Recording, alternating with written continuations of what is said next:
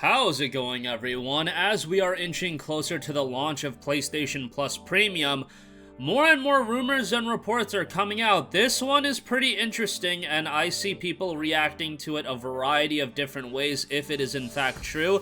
I imagine that people that are signing up to the service would be pretty happy about it, but there's also a point of contention I could see there being for developers. So obviously, one of the key elements of the top-tier PlayStation Plus subscription service is the fact that there will be limited-time game demos or trials that are going to be available. Now, it's been a bit unclear as what that's going to be. Is this for premier titles like the next God of War, XYZ big game that's coming out, and is it going to have a day-one demo available? If that's the case, if you're going to have like an hour, 2-hour-long demo for those games, that's a pretty notable addition to that subscription service. Well, according to GameDeveloper.com, and I'll read the note right on their article, link in the description box below for the whole post, Sony has begun communicating with developers about its plan for timed game trials for PlayStation Plus Premium subscribers. According to sources speaking to Game Developer, developers working on games that cost $34 or higher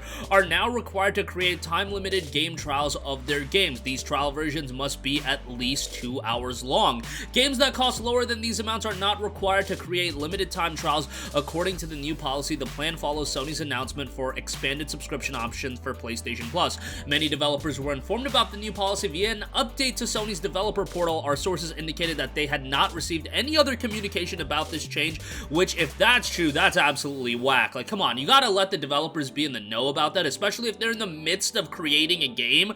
Let them in on it, and they should be well aware about that well ahead of time. It was also noted the good news is that these requirements are not retroactive and do not apply to upcoming PlayStation VR titles. The less great news is that if you're a developer planning to release on the PlayStation Store in the future, you now need to budget time and resources to create these new time trials. Okay, so there's a couple of things to note. For the people that are subscribing to the top tier subscription service, great. You're gonna get demos potentially for all of these games priced at above $34, but this is an additional expense that a lot of these developers have to go through. This includes smaller developers that, yeah, they can release a game at $40 or $35.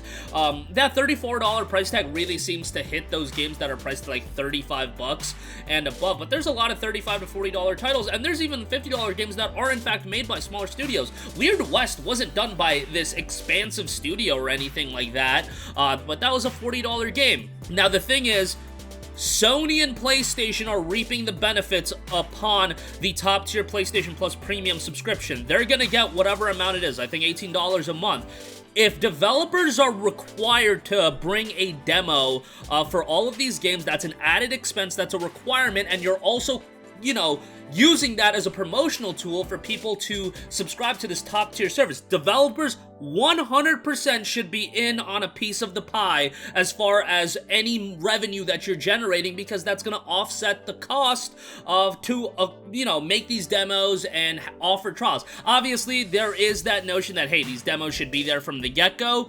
Demos should be a regular thing in games, but it's not, and the fact is, if Sony is going to utilize it to get people to subscribe, well then absolutely, in turn, the developers should get a piece of that pie, and they should be, privy to a little bit of that revenue that is generated. How that split works out, I don't know, but to me, that would be an obvious thing that every developer should be entitled to. Development studios and publishers should get that as a trickle-down effect.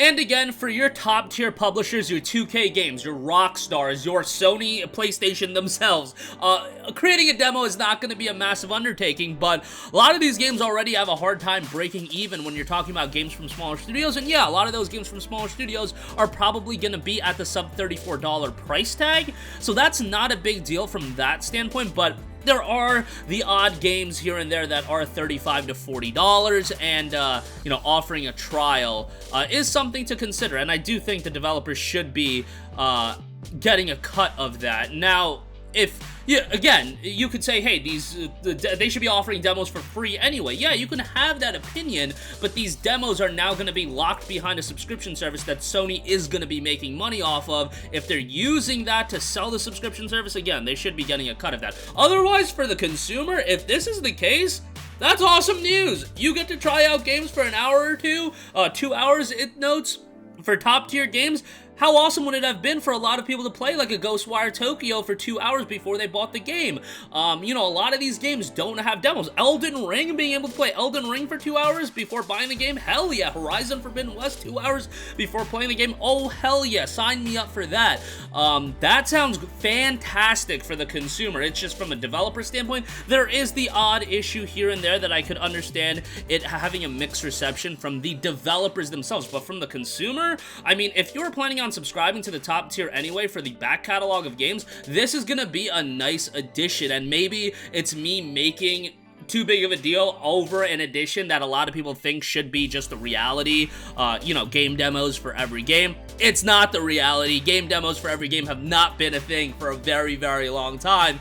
But nonetheless, let me know what you guys think in the comment section down below, because yes, while I may have sounded a little bit lukewarm in the midst of this video, suggesting, you know, for some developers it might be a little bit of a nuisance, you know, when they create smaller studios, that is, you know, they might not have all the resources in the world, but for us, if you're signing up to top tier and we're getting some big trials and demos, that's pretty nice. Maybe not enough to justify the entire $18 a month subscription, but if you're also taking advantage of the back catalog of games that's going to be offered, that sounds like a pretty sweet, you know, cherry on top of the pie, so to speak. So let me know what you guys think in the comment section down below. Sound off there. As always, thank you for watching, and goodbye. Hey guys, we hope you enjoyed the video, and if you did, make sure to hit the subscribe button, and if you're already subscribed, do us a favor and hit the bell icon. This way you'll be notified whenever we post a new video. That's the best way to keep up with all of our uploads, and we usually try to upload 2 videos a day. And with the bell icon hit, you'll be notified whenever we do upload a video. As always, thanks for watching.